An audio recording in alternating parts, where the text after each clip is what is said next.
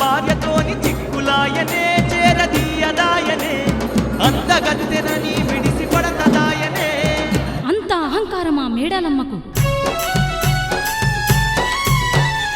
ఆలు మొగల మధ్యాలకలుంటై తమ్మి అది తప్పుగాదురా, సర్దుకుపోతేనే సంసారం గదరా.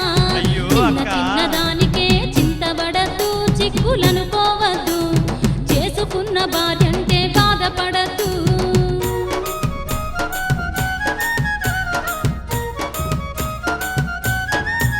నా అందానికి సరిజోడుకు కాదంటుందే, సరి తూగమంటుందే, బలిజ కులం నాదని భ్రమలే పడుతుందే.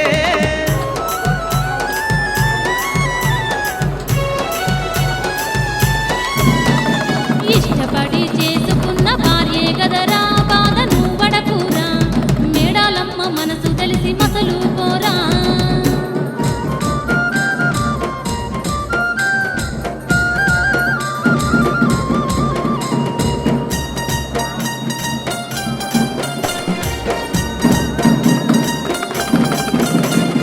అక్కన మాటినవమ్మ మామురాల ఎల్లమ్మ, నన్ను కాదనుకుంటుంది ఆ బలిజ మేడలమ్మ.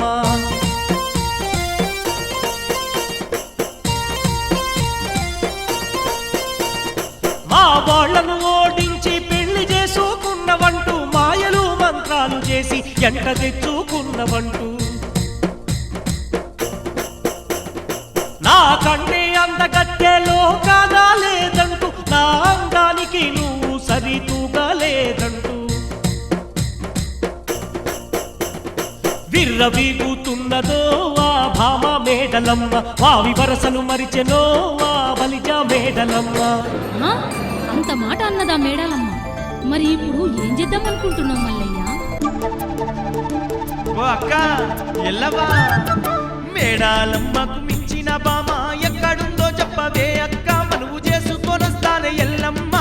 ఇద్దరు భార్యలతో ఓ తమ్ముడా నువ్వు ఇబ్బంది పడతావు, నా తమ్ముడా నువ్వు ఇరుకున పడతావు ఓ తమ్ముడా. అక్క ఎల్లమ్మ, ఆ మేడలమ్మ పడి ఉంటే వాకిట్లో పడి ఉండు, ఇష్టమైనప్పుడు ఈగల గెంజి వస్తా, నీ మొహానికి నేనే దిక్కు, నీకు పిల్లనెవరిస్తారని లేకిడోనికి పోకడెక్కువ అని అంటుందక్క. నువ్వు పిల్లజాడ చెప్పకపోతే నేను పర్వతాలు ఎక్కలేనక్క.